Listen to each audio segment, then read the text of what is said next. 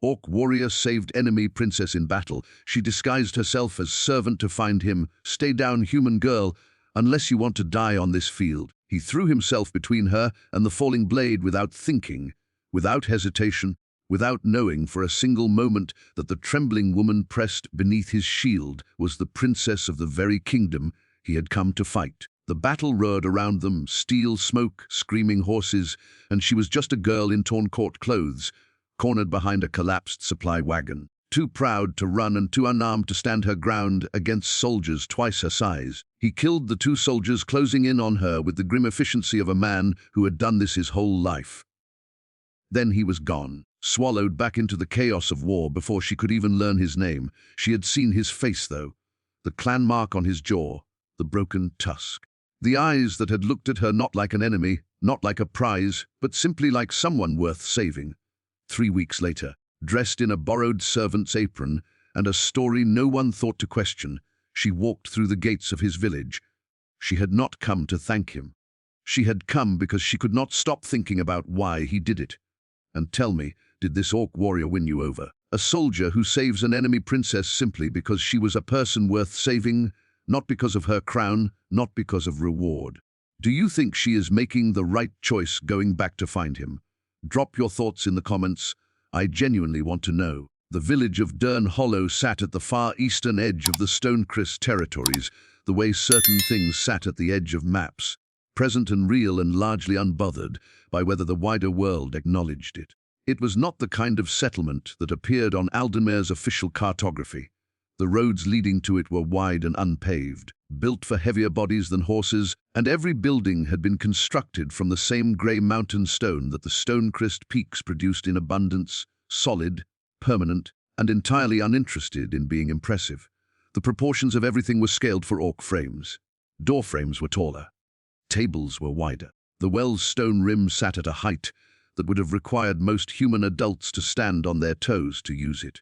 There was a physical honesty in Durn Hollow that distinguished it from every human settlement Elara Voss had ever visited. Nothing had been built to look like something. Everything had been built to work. Varek had lived at the end of the Eastern Road for 6 years. He had built the house himself in the first winter after coming home from the Thornpass campaign, the one that had ended with a formal ceasefire nobody trusted, and a personal cost he had been unwilling to speak about since. The house was clean and functional, the hearth drew well. The roof had been properly repaired twice.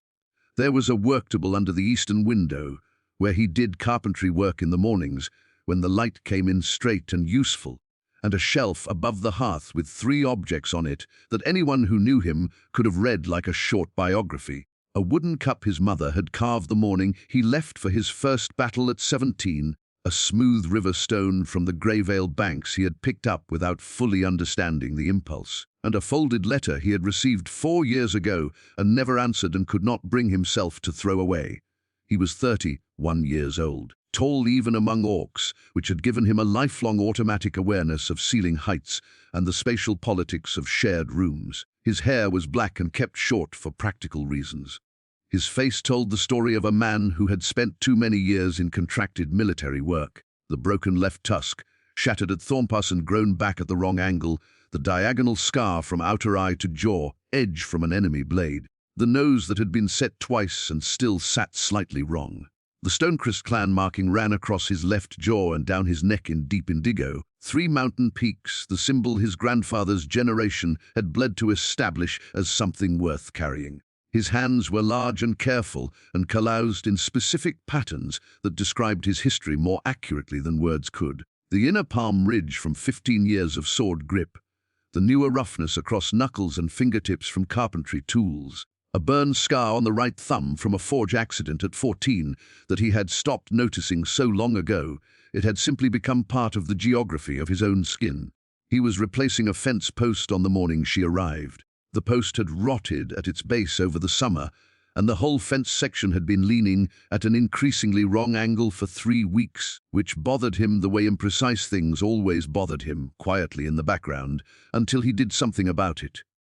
It was early, the light thin and grey, the cold of late autumn sitting in the air with the specific weight of a season that had arrived and intended to stay. His breath made small steady clouds, The ground was hard but not yet frozen solid. He heard the gate creak. He finished tamping the earth around the new post before looking up. Because supply carts came through in the mornings and the trader from the southern route was overdue, and neither of these required immediate attention. When he did look up, what he saw required a different kind of attention entirely. She was standing just inside the gate with a canvas satchel on one shoulder and an expression of studied neutrality on her face. Grey wool dress, white apron, dark hair in a practical braid, servant's clothes, worn with the deliberate commitment of someone who had made a decision about what they were and was holding to it. The clothes were slightly too well made. The stitching was too even. The apron was tied with a precision that spoke of someone accustomed to being observed rather than someone accustomed to working. He noticed none of these details in the first instant. What he noticed was her face, brown eyes moving across the village in the systematic pattern of someone cataloguing exits and landmarks, a jaw held with the particular controlled steadiness of someone managing their own nerves. And beneath both of these things, the specific quality of someone who had been in serious danger recently and was not yet fully convinced they were out of it. He had last seen that face at the Battle of Greyveil Crossing 3 days ago. His hands went still on the fence post. Her gaze swept the road and found him. For one moment, brief as a struck match, something crossed her face. Then the neutrality was back, and she lifted her chin, and she walked toward the village center with the purposeful stride of someone who had a destination and intended to reach it. He stood with the fence post in his hand and watched her walk past. He told himself 4 times that he had been mistaken. He believed it less with each repetition. And like so many who had spent their lives hearing stories about the kingdoms on the other side of the border, stories that were more politics than truth, more fear than fact, he had never once imagined that those distant worlds would send someone across the distance and set her down in the middle of his road on a cold morning in borrowed wool. If you want to understand how a single moment of honest action can unravel 2 lifetimes of careful distance, stay with this story. He set the fence post down. He brushed the earth from his hands. He went back to work and thought about what he had seen and said nothing to anyone. Before they found each other, they had each spent years carrying things that had no good place to be put down. Varek had grown up in Durn Hollow the way children grew up in small clan villages, seen by everyone, known by everyone, shaped by the specific mixture of belonging and confinement that came from a community where every choice had witnesses. His father had been a stonemason. His mother had been a healer. He had been the middle child of 3, which meant he had grown up in the practical, unglamorous middle, useful and largely uncelebrated, which had suited his temperament. His mother died when he was 12. A spring fever that took 3 people in 10 days, and she was the 3rd. He had sat with her through the last night, holding her hand, listening to her breathing change, and he had learned something in that long, dark vigil that he never fully unlearned, that people could be taken by something as simple and stupid as illness, and there was nothing heroic about it and nothing fair, and the only reasonable response was to be fully present while presence was still possible. He had left for his first military contract at 17 and had not looked back with regret, which was not the same as looking forward with enthusiasm. He was good at the work, not because he loved fighting, but because he was disciplined and careful, and because he had learned early that the soldiers who survived long-term were not the strongest or the most aggressive, but the ones who paid attention when everyone around them had stopped. He commanded a unit by 25. He made decisions that saved lives and decisions that cost them, and he carried both kinds with equal weight, because any commander who did not was missing the point of what the work actually required. The thing that had sent him home to build a quiet life was a man named Davon, his second in command for 3 years, sharp-minded and steady, the kind of person who made difficult work worth doing. At Thornpass, Varek had held position rather than retreating, and Davon had died in the last hour of fighting because of it. The military assessment cleared Varek completely.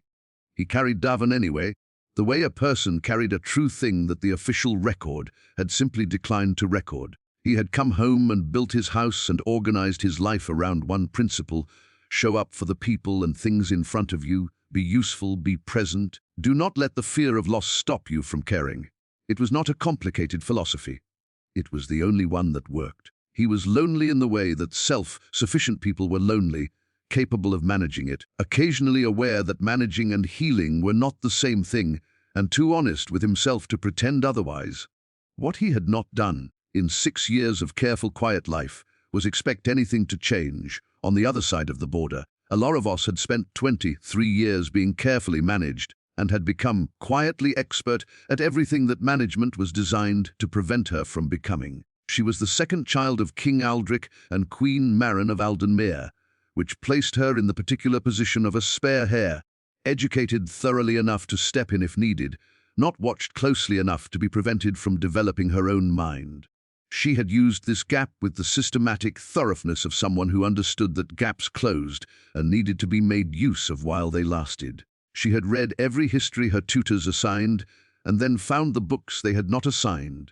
She had studied Orc clan structures not as enemy intelligence, but as the social architecture of an entire civilization that her kingdom spent considerable energy ignoring. She had learned 4 languages fluently and could read 2 more. She had petitioned 3 times to bring this knowledge into formal diplomatic discussions and been redirected to embroidery, which had made her quietly and permanently furious. She had also, against the expressed preferences of her court tutors and with the discreet cooperation of a retired military instructor who respected competence, regardless of the person displaying it, spent 6 years learning to handle herself in a threat situation, not formal swordcraft. She was honest with herself that her size and build made open combat a poor strategic choice. But close quarters threat management, situational awareness, the specific skill set of someone who understood that being unable to match an opponent's strength was not the same as being unable to affect an outcome. She had been told repeatedly that these were unladylike pursuits.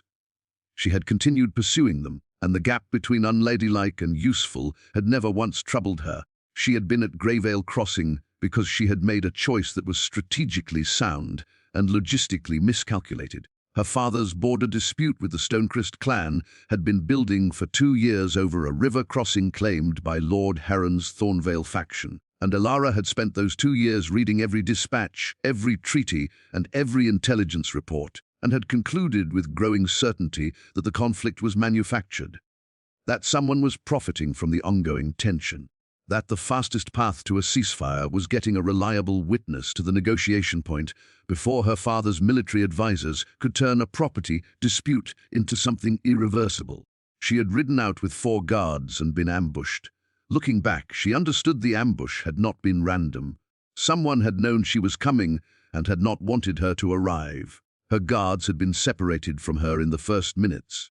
She had found herself alone on the field when the battle broke out, with no weapon beyond the small knife she always carried, and the combat instincts 6 years of unladylike training had given her, neither of which was adequate for the situation she was in. She had not panicked. This was the one thing she gave herself credit for. In the careful post-event accounting she had done over 3 weeks. She had not panicked, and she had used the supply wagon as cover, and she had assessed her options with the flat accuracy of someone who had learned to think clearly when thinking clearly was hardest. The options had been poor. And then an orc warrior had appeared and put himself between her and the soldiers closing in on her, and her options had changed entirely. She had been technically unarmed relative to the 2 soldiers. The knife was not nothing, but the soldiers had full weapons and armor, and were operating with the specific aggression of men who had been sent for a purpose. What the 6 years of training had given her was not the ability to fight those soldiers and win, it was the ability to not make herself a larger problem than she needed to be, to stay low and not add to the chaos, to remain coherent and functional under conditions that were designed to produce panic. It had served its purpose. What had served the larger purpose was the orc warrior with the clan mark on his jaw who had decided, in the middle of a battle, that she was worth the effort. She had thought about that decision every single day for 3 weeks. Not the fact of it, the quality of it, the complete absence of calculation in it. She had spent her entire life in a court where every act of apparent generosity contained a layer of expectation underneath, where kindness was always partly currency, where being helped meant being indebted in ways that were sometimes spoken and always felt. This man had looked at her and helped her with the same quality of attention a person gave to a window that needed opening or a fence post that needed replacing, because it needed doing and he was there and capable of doing it. That was all, no expectation of return. No recognition of her value. No performance of valor for an audience, just the plain act. She had borrowed the dress and gotten on the horse, and told herself various stories about strategic intelligence, gathering until those stories stopped being convincing. And then she had simply ridden toward the thing she could not name, but could not stop moving toward. What she was carrying, underneath all the competence and the education and the carefully maintained court composure, was a question she had never satisfactorily answered. Whether anyone had ever responded to her as herself, fully, without the crown as the primary subject of the interaction. She had lived 23 years as Princess Elara Voss and had become extraordinary at it, and she had sometimes, in the honest dark of her own private hours, wondered what was underneath the extraordinary performance. The orc at Greyveil Crossing had seen underneath it, or rather, had not seen the performance at all, which amounted to the same thing, and she had not been the same since. The baker Torval was 70 years old and had the luxury of not caring about things he had once cared about very much, which made him, in Elara's first days in Durn Hollow, an ideal employer. He cared whether the chamomile survived the frost. He cared whether his account ledger added up. He cared whether the rosemary had been cut correctly, which it had not been when she first arrived, a fact she had discovered through a morning encounter with Varek that she had not expected and had not been prepared for. She had been on her 4th morning in the village, carrying a herb basket back from a delivery. When she turned a corner and walked directly into the wall of him, he stopped. She stopped. They stood still for a moment longer than the act of avoiding collision required. He was larger in direct proximity than distance had allowed her to register. This was a factual observation, she told herself firmly, with no additional dimensions. He was looking at her with an expression she could not immediately categorize. Careful, measured, the look of a person checking a calculation that the numbers were not supporting. He said her hair looked different from the last time he had seen her. She went very still inside while maintaining a composed exterior. She asked what person he was thinking of, if he did not mind describing her. He considered this for a moment, and then said that the person had been in a difficult situation and had held herself like someone who had experience with difficult situations. He said her hair had been loose and the wind had been considerably involved. There was something in how he said this last part, dry, not unkind, entirely precise, that surprised her close to smiling before she caught it. She told him she had never been in a battle. She was a kitchen worker from the valley settlements. She said this steadily and held his gaze. He listened to every word. He nodded once slowly and said he must have been mistaken. He wished her a good morning. They went their separate ways. He did not believe her. She was certain of this within 20 steps, certain because of the quality of his listening, the full, unhurried attention of a person who was filing what they heard accurately rather than accepting it as true. He knew, or he strongly suspected, and he had chosen, for reasons she could not yet determine, to say nothing about it. This was, she decided, either very strategic or very kind. She could not yet tell which.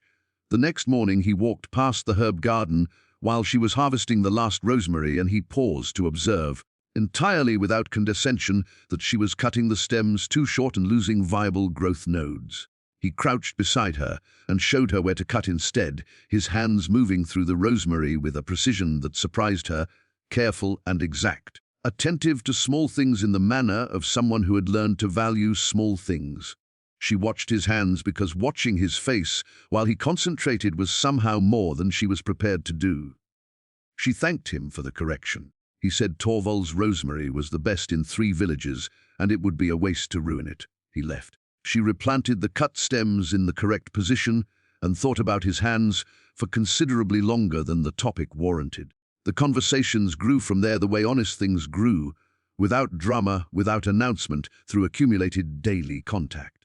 He walked past every morning on his way to the carpentry project at the eastern edge of the village, and she was always in the garden or on an errand, and the conversations began at 5 minutes and extended to 10 and then 20, and one morning she looked up and Torval had appeared in the bakery doorway and gone back inside with the satisfied expression of an old man who understood exactly what was developing and approved of it wholeheartedly. She was supposed to be gathering information. She continued telling herself this with decreasing conviction for approximately 5 days. after which she simply stopped telling herself anything and looked forward to the mornings. What she found in him was not what she had been prepared to find.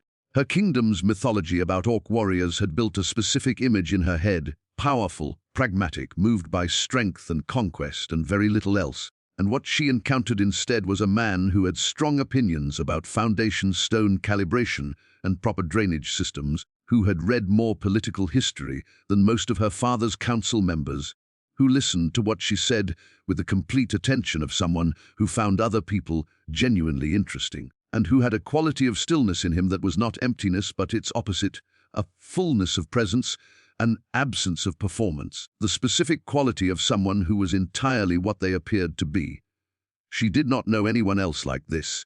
She had not known this was something she was missing until she encountered it. He did not treat her with fear or condescension.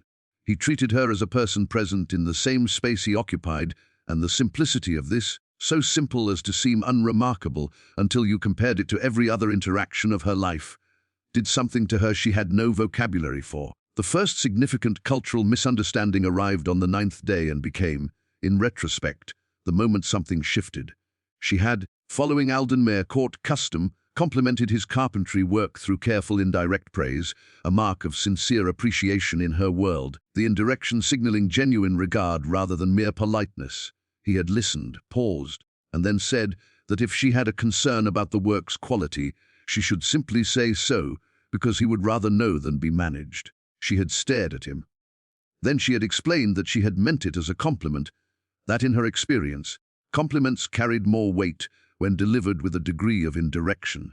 He had considered this with the focused seriousness he brought to every actual question, and then said that indirection made everything harder, and he had never understood why anyone would choose it to express a genuine thing when direct expression was equally available. She had laughed, and then stopped laughing, and then said slowly that she had never actually interrogated that habit, and she was not sure she had a good defense of it.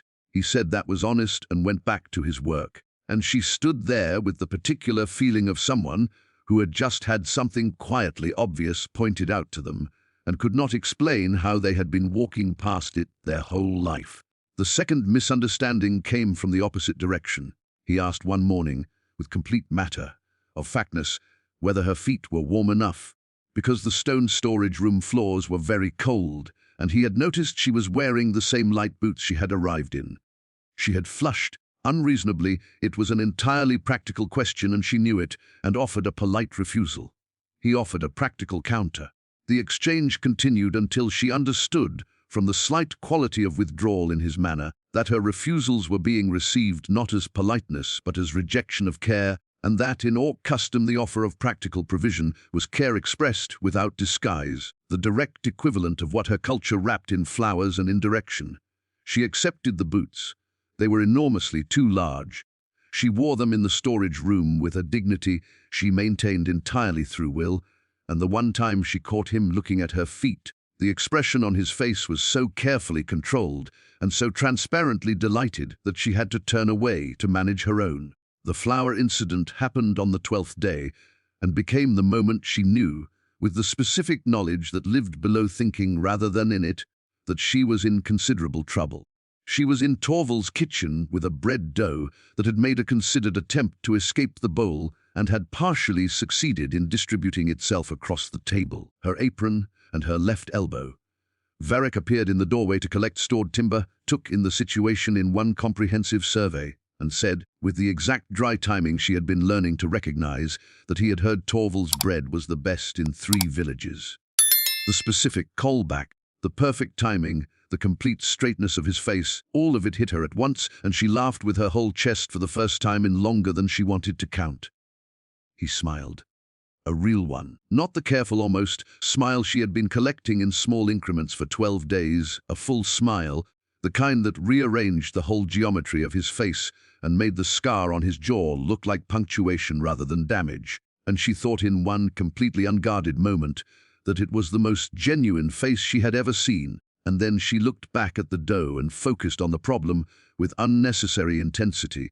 That evening she sat on Torval's front step with a cup of cooling tea and watched the sun go down behind the Stonecrest peaks, and Varek came down the road and stopped because she was in the path and he was too cautious to pass without acknowledgement. He asked if she was all right. She said she was thinking about whether home was a place or a feeling, and whether it was possible to feel more at home somewhere you had never been than somewhere you had lived your whole life. He sat down beside her, a complicated folding of his frame that should have been awkward and was not, and was quiet for a moment that was clearly thinking rather than absence. Then he said that in his experience, home was mostly the places where you stopped performing and started simply existing, and that those places were rarer than they should be and worth recognizing when you found them. She looked at her tea and said that seemed exactly right. The silence that followed was, for the first time, not something either of them was managing. It simply existed between them, and they existed in it, and neither moved to end it until the cold became too serious to ignore. She went back to her room that night knowing she was no longer gathering information. She had not been gathering information for at least a week. What she was doing was something considerably more frightening and considerably more real, and she had chosen to keep doing it, and she was going to stop pretending otherwise. By the third week, the pattern had the specific character of something that had always existed or would have existed and was simply in the process of being recognized. He began arriving at the bakery in the late afternoons on days when his carpentry work finished early. She began saving the end pieces of Torval's bread for his midday meal because she had noticed he ate standing up outside with something assembled in haste, and it seemed unnecessary when good bread was available. He accepted the bread without performance of gratitude. In the direct manner he accepted everything, once telling her it was very good, which she had learned to translate as genuine enthusiasm. They taught each other things with the natural reciprocity of people who had found someone worth being honest with. He taught her to read weather from the mountain cloud formations the way his mother had taught him, and the method proved so accurate it felt almost unreasonable. She taught him the double-column account method used in Aldenmare's merchant districts, and he adopted it immediately, which she found privately more satisfying than the subject warranted. He taught her the Orcish word for the specific quality of comfortable silence between people who had nothing to perform for each other, a single word that took a full sentence in common tongue to approximate, and that she returned to in her mind for days like touching something real. She taught him 3 words in the formal Aldenmare court language for which the common tongue had no equivalent, and practiced them with the focused attention of a man who believed words were precise instruments and should be handled accordingly. On the 15th evening, the conversations moved past the surface of things, and nothing afterward was the same. She had stayed late in Torval's kitchen working through the winter account ledger by candlelight, the old baker already asleep, when she heard the knock that was Varek's knock, announcing presence rather than demanding entry. She opened the door. He had been working late as well and had seen the light. She let him in. He sat across the kitchen table, and she went back to the ledger, and they worked in the same space in the silence that had become their specific mode, comfortable, not requiring management, 2 people present with each other without obligation. He asked, after a while, why she had really come to Durn Hollow. She looked up from the ledger. He was looking at the fire, which made it easier. She said she had come looking for someone. He said he thought as much. She asked if he had ever done something he could not properly explain, made a choice from somewhere underneath his reasoning rather than in it. He was quiet long enough that she thought she had misjudged the moment. Then he said yes. He said there had been a battle, and in the middle of it he had done something not in his orders or his contract or his conscious intention, and he had thought about it every day for 3 weeks and had not found an explanation that fully accounted for it. The fire shifted. A log dropped into its own coals and sent a brief scatter of sparks upward. She said she had thought about it too. He looked at her then. The candlelight was doing specific things to the angles of his face, and he looked at her with the full, unhurried quality of attention he brought to everything, and she held it this time instead of looking away. He said her name was not the one she had given Torval, was it? Not a question. She said it was not. He said he had known since the first morning. He said the way she moved when she came through the gate was not how a kitchen worker moved, and a kitchen worker who knew double-column accounting and read supplier contracts in 3 languages was either the most extraordinarily over educated domestic worker in the history of service or something else entirely. He said he had chosen to let her keep the story as long as she needed it, because he could see she had reasons and because it was not his place to take from her something she was protecting. She put down the quill. She looked at the fire. She told him who she was, not the politics of it, not the border dispute, not the full weight of the crown, just her name, her true name, and the fact of what she was, and the fact that she had ridden 3 days to find him, because he had saved her life without knowing anything about her, and she could not stop thinking about what that meant. He was quiet for a long time. When he spoke, it was not what she had expected. He did not say he was honored or alarmed, or that the political implications were considerable. He said that he had also stopped one of her own soldiers, someone in Aldenmere colors who had turned on her in the chaos, and he had not mentioned that before, and she should know it. He said the reason he had done all of it was simply that she had been there and needed help, and he had been capable of providing it, and in his experience that combination of circumstances did not require a more complicated explanation than that. She looked at him for a long moment. Then she said that in her world, that combination almost always required a much more complicated explanation, and that the simplicity of his was something she was still in the process of understanding. He said she could take as much time as she needed. Outside, the first snow of the season began to fall against the windows in small, quiet increments. Neither of them moved for a long time. She had come to Durn Hollow with a question she could not name, and she was beginning to understand, with the specific clarity of something finally seen clearly, what the answer was. She was not ready to say it yet.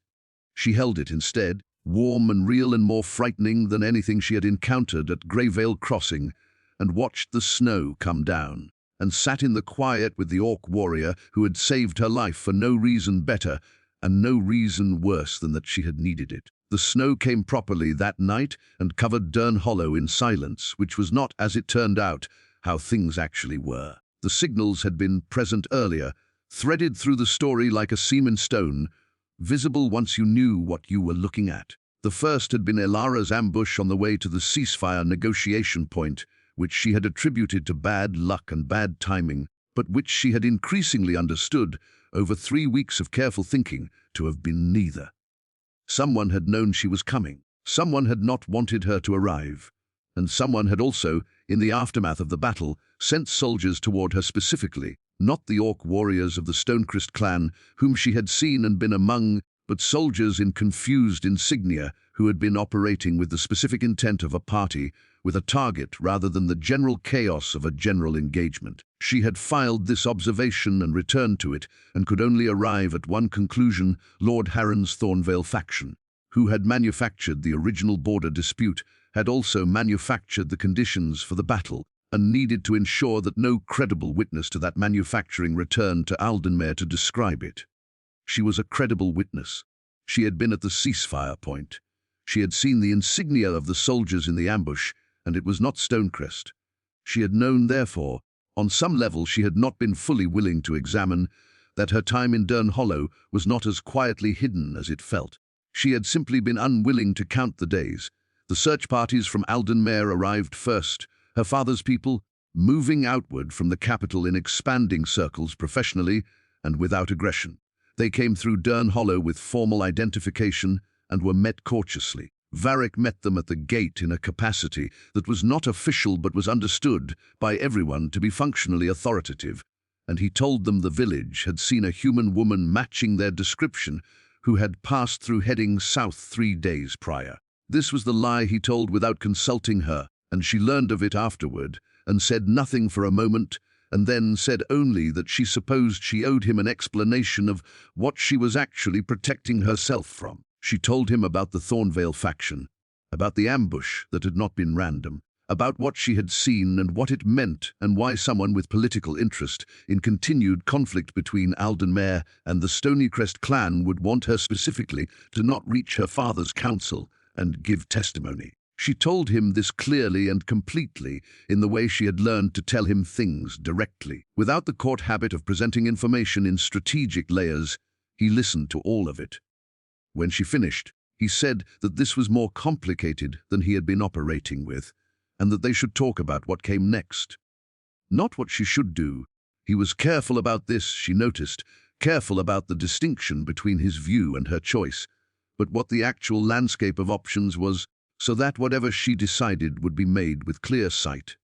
They talked for 2 hours that night. He offered perspectives she had not considered. She offered information he did not have. It was, she thought at one point, while he was working through the political implications with the methodical attention of a man who had spent 15 years studying how decisions in combat rippled outward. It was the most useful council session she had ever been part of, conducted in a baker's kitchen by candlelight with the snow coming down outside, and the person sitting across from her held no title and no portfolio and no official standing, and was nevertheless the sharpest strategic mind she had encountered in 3 years of attending her father's formal council meetings. The Thornvale faction found her on the morning of the 18th day. She was in the herb storage room when she heard the unfamiliar voices in Torval's front room, and she went still and listened, and heard the particular quality of a conversation in which one party was concealing information with practiced calm. The voices were not Aldenmere search parties, the accents were wrong, the questions too specific, the approach carrying the focused pressure of people sent for a particular outcome, rather than people conducting a general search. She assessed the storage room. One exit, which opened into the front of the bakery. The small knife she always carried, which was not nothing but was not enough, and, audible through the thin wall of the adjacent building, the sound of tools that was Varek's specific work rhythm, present, close, entirely familiar. She heard him in the front room. She had not called for him.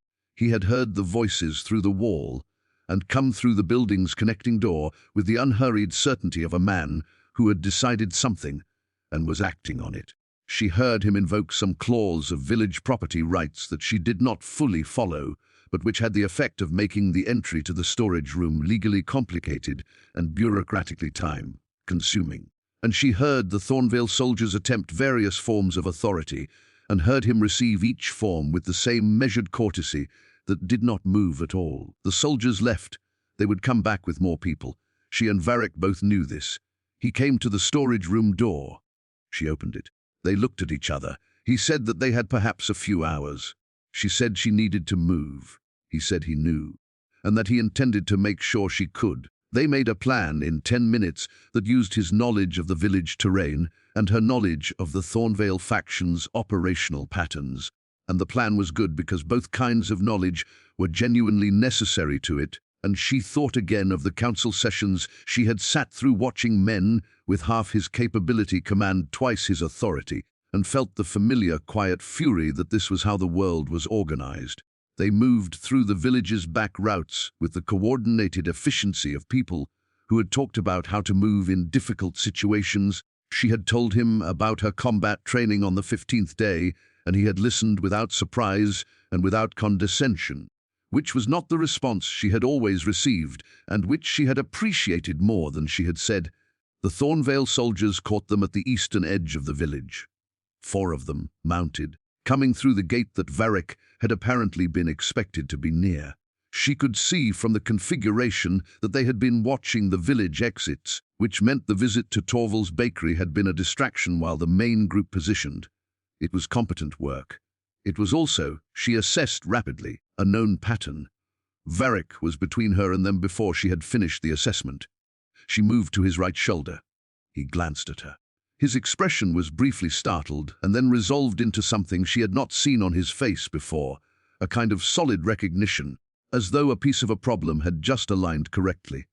What followed was not elegant, but it was effective. He managed 3 of the 4 soldiers with the grim, focused competence of a man with 15 years of practice, using their mounted advantage against them through knowledge of the ground and the specific discipline of someone who had learned to be efficient rather than impressive. She managed the 4th soldier through the 6 years of unladylike training her tutors had disapproved of, and the element of complete surprise that came from an opponent not having been informed that the princess they were sent to collect was trained for exactly this kind of situation. The fight was short. When it was over, the 4 soldiers were on the ground in various states of incapacitation, and Varek had a long gash across his left forearm, and she had a split lip and torn sleeve, and they were both breathing harder than normal in the cold Stonecrest air. She crossed the distance between them immediately and took his arm and looked at the wound with clinical attention. He looked down at her, looking at his arm, and then he said, quietly, not accusatorially, but with the specific tone of a man who was re-examining a set of assumptions, that he supposed the 6 years of training had been practical after all. She said she had been told it was unladylike. He said that he thought ladylike was a concept invented by people who had never been in a genuinely difficult situation. She pressed her scarf against the wound and held it there and looked up at him, and he looked down at her, and they were standing close, closer than they had ever stood, and the snow was still coming down, and everything around them was very still, and the thing that had been building for 3 weeks was simply there, fully visible, past arguing with.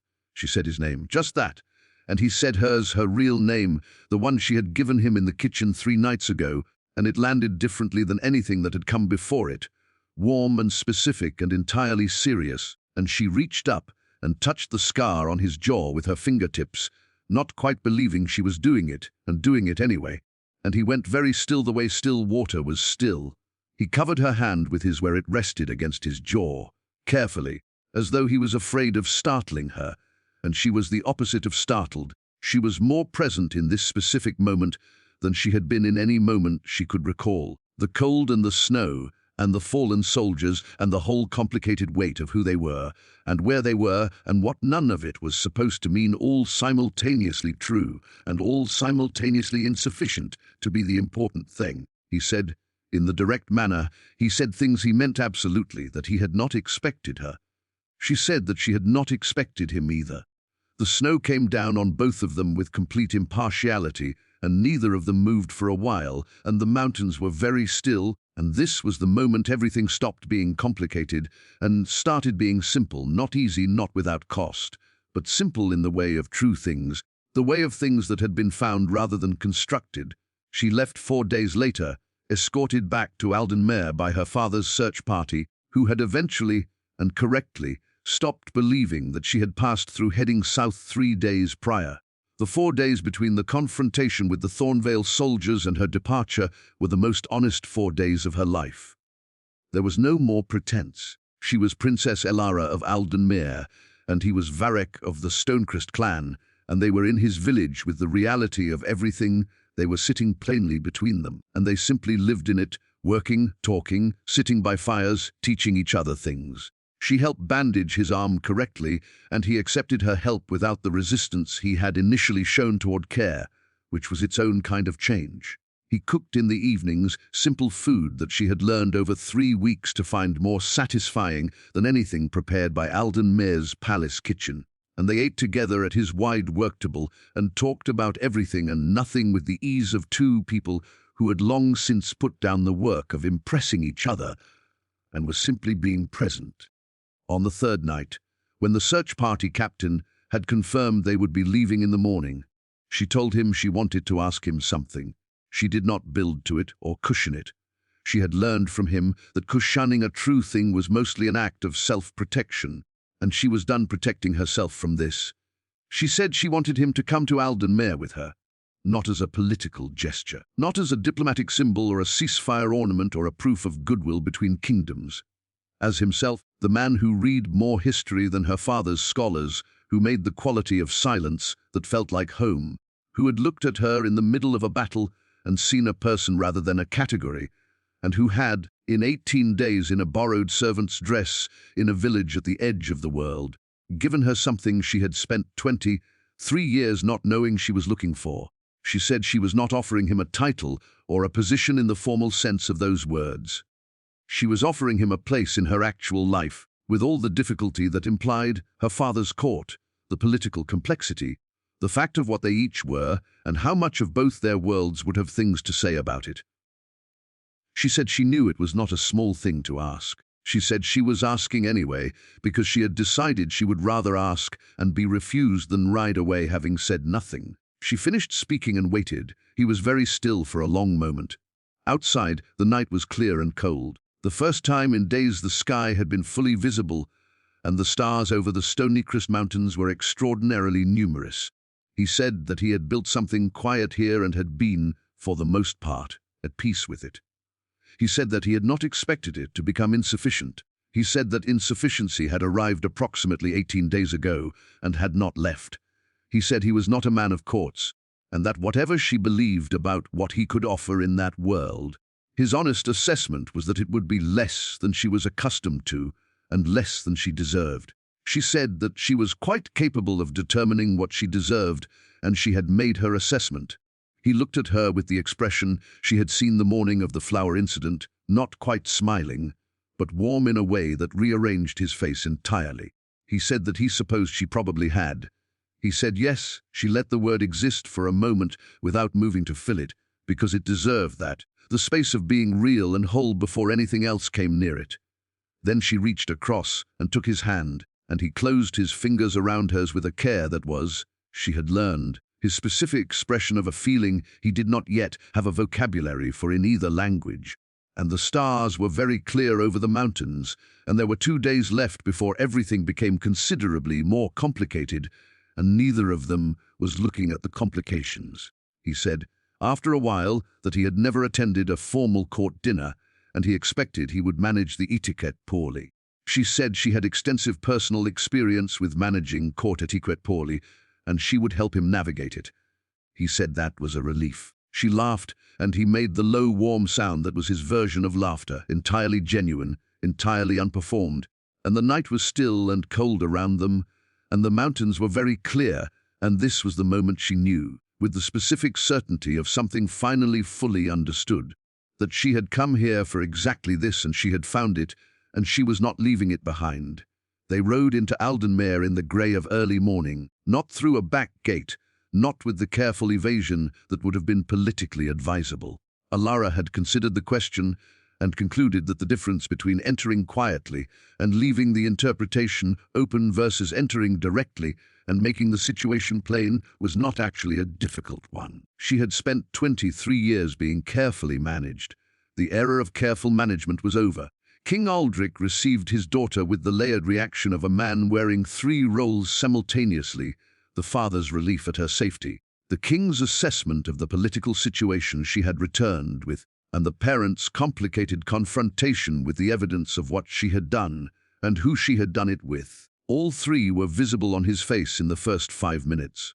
He looked at Varek with the measuring attention of a man who had spent 40 years learning to read people quickly and accurately. Varek looked back with the direct, unperformative quality of a man who had nothing to hide and no particular interest in concealing the fact that he had nothing to hide. The king said that he had been informed his daughter had been sheltered and protected in the Stonecrest territories.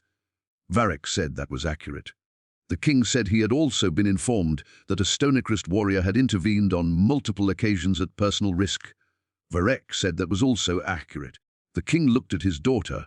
She met his eyes steadily and said nothing, because she had learned that the most honest communication was sometimes simply remaining present and allowing people to draw accurate conclusions. The king said they would speak formally in the morning and withdrew, and Elara knew from 40 years of reading his expressions that the formal morning conversation was going to be difficult, and that he was not ultimately going to find a strong enough objection to override what he had seen and understood to be true. The formal opposition crystallized around Lord Harren's faction, which was simultaneously the most vocal and the most compromised, given that the evidence Elara had provided regarding the Thornvale faction's role in manufacturing the border conflict had placed Harren under active political investigation. He raised objections to Varek's presence on grounds of diplomatic protocol and security risk, which were the presentable surface of the less presentable truth that he did not want a Stonecrest orc in a position of trust near the crown princess, and which everyone in the court understood to be exactly what they were. He was supported by several council members who had genuine rather than political concerns, people who had spent their lives understanding orcs as a threat and found the adjustment genuinely difficult rather than strategically inconvenient. From the Stonecrest clan side, a formal inquiry arrived within 2 weeks, addressed directly to Varek, asking whether he was present in Aldenmere as a prisoner, a hired guard, or something that required a different category of understanding. He answered it himself. He was present of his own choice, on the basis of a personal decision that was not in conflict with clan law, and he was prepared to stand before the Elder Council if they wished to examine that claim. The Elder Council wished to convene a formal hearing. He told Elara he was going to the Stonecrest territories to attend it. She said she was coming with him. He said that he would not bring her as though she required his escort. If she wanted to attend, she should request it through proper diplomatic channels as an Aldenmere representative. She looked at him for a moment and then said that was the most politically sophisticated thing she had heard anyone say in 4 months. He said he had been doing some reading. She said she knew. The hearing was held in the Great Hall of the Stonecrest primary settlement, which was built from the same grey mountain stone as everything else in the clan's world, and which had the specific quality of a place that had been real for a very long time and did not need to prove it. The Elder Council was 7 people of significant age and accumulated authority who listened to both Varek and Elara with the close attention of people who were going to reach accurate conclusions regardless of how the case was presented to them, which Elara found both demanding and deeply respectful. They asked questions that were incisive and in at least 2 instances exposed assumptions she had not known she was making. She answered them directly, without court packaging, and she saw the quality of the council's attention shift in a way she recognized, the shift that happened when an audience moved from assessing your performance to listening to what you were actually saying. The formal challenge came from Graven, a warrior of Varek's generation and considerable standing, who argued that a Stonecrest warrior's choice to establish a personal affiliation with the royal house of Aldenmere was a political act that weakened the clan's independent standing and required council sanction. It was not a dishonest argument. It was made in good faith by someone who was genuinely concerned about precedent, and Varek received it accordingly, completely without dismissal, taking it seriously before responding to it. He said Graven's concern about clan independence was legitimate, and he shared it. He said his presence in Aldenmere was not in service of Aldenmere's interests against the clans.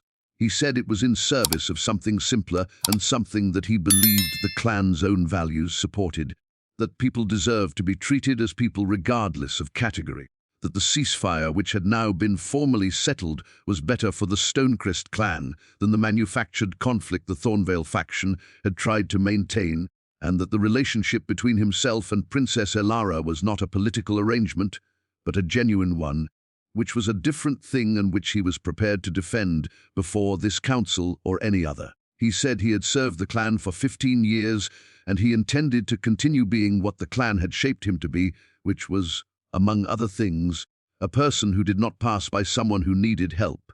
Duritha, the eldest council member, 83 years old and comprehensively past pretense, said that Varek had always made more sense than he received credit for, and asked whether anyone wanted to formally contest the position he had taken. Nobody formally contested it. 3 council members abstained rather than endorsing, which was the polite political equivalent of continued skepticism, and that was noted and respected. The formal challenge was set aside.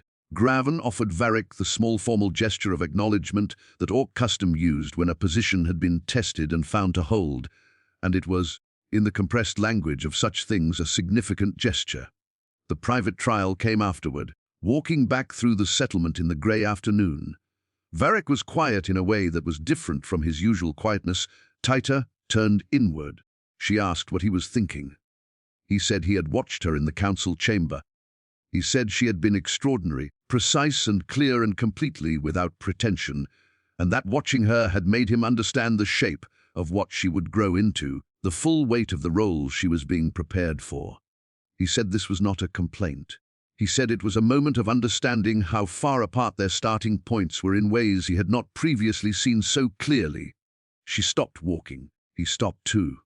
She looked at him and could see the doubt clearly for the first time, not ordinary second guessing, but the deeper doubt of someone who had spent his whole life being genuinely capable and was now standing next to something that made him feel the specific inadequacy of a different kind of insufficient. She understood this feeling from the other direction.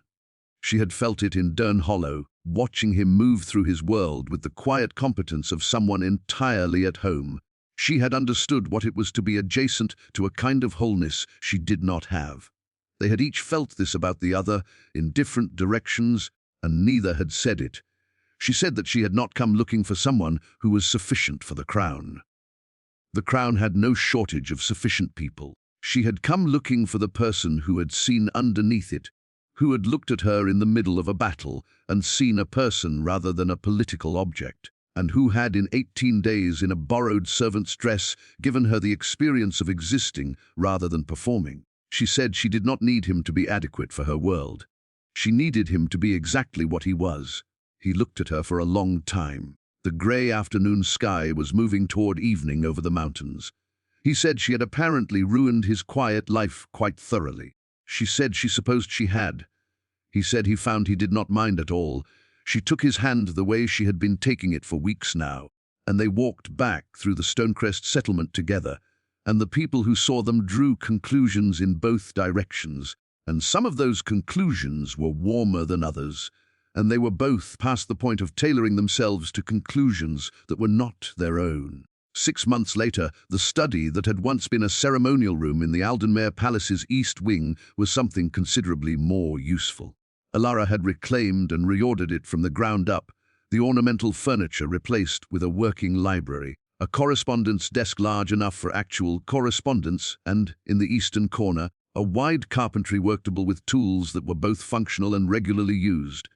The tools were not hers. Varek was in Aldenmere formerly as a cultural liaison between the Stonecrest clan and the Aldenmere crown, a title created to give his presence official standing that made it procedurally difficult to object to, and which was accurate in the sense that he genuinely facilitated communication between the two worlds, and also accurate in the simpler sense that he was a Stonecrest orc who was here because he had chosen to be, which was the most authentic form of liaison possible. He was not comfortable in court, exactly. He navigated formal dinners with the patient attention of someone learning a new language, noting the rules, applying them carefully, making occasional errors that he noted and corrected without excessive self-criticism. He had made one remark in a formal council session that was direct enough to cause a brief collective Aldenmere court pause before everyone realized it was also the clearest and most accurate statement anyone had made about the matter at hand. And it had been quoted several times afterward by people who had needed it to be right more than they needed it to have been said by the expected type of person. Lord Harren's faction had been considerably quieted by the ongoing investigation into the Thornvale border manipulation, and the formal ceasefire documentation had been signed by King Aldric and the Stonecrest Elder Council in a joint ceremony 4 months after Elara's return. It held. The Greyveil River crossing was now jointly administered. The border was not peaceful in the sense of being free of all tension. Borders were never free of tension, which was the honest truth that peace treaties acknowledged rather than resolved. But it was peaceful in the sense of two peoples choosing, for now, to handle their tensions through conversation rather than contract soldiers. King Aldric had had 2 private conversations with Varek that he had not reported to Elara, and she had chosen not to ask about them, because some things moved at their own pace and needed the space to do so. What she knew was that her father looked at Varek now with the expression of a man who had revised a significant assessment and was honest enough with himself to have made the revision fully rather than partially. This was, she thought, one of her father's better qualities. Varek missed Durn Hollow sometimes. She could see it in him when the mountains were visible from the palace windows, a particular quality of attention he gave the horizon, brief and specific. She had bought a house at the border settlement, equidistant between the Stonecrest territories and Aldenmere's capital, and they spent time there when the schedule allowed. In those times she watched him work with the focused satisfaction of someone doing something he was genuinely good at, and the sound of his tools in the morning was the sound of something uncomplicated in a life that had many complicated things in it, and she valued it more than she could say simply. She had changed too, or more accurately, she had become more fully herself, which was a different kind of change. She was more direct in the court's council sessions, more willing to deliver her assessments in the first person without the elaborate cushioning of court indirection. She had developed a reputation for saying exactly what she meant, which had taken some adjustment and was now generally understood to be a feature rather than an aberration. Her father had commented, once, that she reminded him of her grandmother in the best possible way, and this was the most significant compliment he had ever paid her. She had also, with the support of the Ceasefire Council, begun a formal exchange program between Aldenmere scholars and the Stonecrest clan's historians, partly because it was politically useful and partly because she could no longer tolerate the situation in which two civilizations that existed alongside each other knew almost nothing true about each other's histories. The program was small and in its earliest stages and had already caused 3 diplomatic incidents that she had resolved by the method Varek had taught her, which was to address the actual problem directly rather than the presenting symptoms. On the morning this story closes, the mountains were visible through the eastern windows the way they were only visible in the first cold of true autumn, sharp outlined, every ridge specific, the air between clear enough to feel like the distance had been removed. Elara was at the carpentry worktable in the eastern corner, not at her correspondent's desk, because she had been learning joinery for 2 months and was currently working on a box joint that she was determined to get right before moving on to anything more complex. Varek came in from the corridor with 2 cups of tea, the chamomile Torval sent them regularly from Durn Hollow, in what had become an entirely characteristic expression of the old baker's affection, and set one in front of her and considered the joint she was working on. He said the grain angle was slightly off. She said she knew. She was just finishing the current cut before correcting it. He said that was not how corrections worked. She said it was how she did corrections and looked up at him with the expression that meant she knew he was right and was not going to concede immediately on principle. And he looked back at her with the expression she had been watching evolve for 6 months, warm and unguarded in the way of someone who had stopped being surprised that this was his life and started simply living in it. He sat down across the worktable and drank his tea. Outside, the mountains were very clear. The chamomile tea was warm. The study was quiet in the specific way of a place where 2 people had put down everything they had been performing and found, to their mutual ongoing surprise, that what was underneath the performances was more than sufficient, was in fact everything. She fixed the grain angle. She held the piece up to the morning light. It was correct. She said she had been thinking about the first morning in Durn Hollow, about walking through the gate and seeing him at the fence post, and the way he had looked at her. The way he had looked at her every time after that, which was the same way, regardless of what she was wearing, or what title she was carrying, or what situation they were in. She said she had never been looked at that way before him, and she was aware every day of what it was worth. He set down his cup. He said he had been thinking about it too sometimes. He said he had watched her walk past him that morning and thought that whoever she was, she looked like someone who had gotten somewhere she needed to be and was not quite sure yet what to do about it. He said he had been right about that. She looked at him across the worktable. The light was coming through the eastern windows, the way it came in this hour of the autumn morning, warm and direct and completely without ceremony.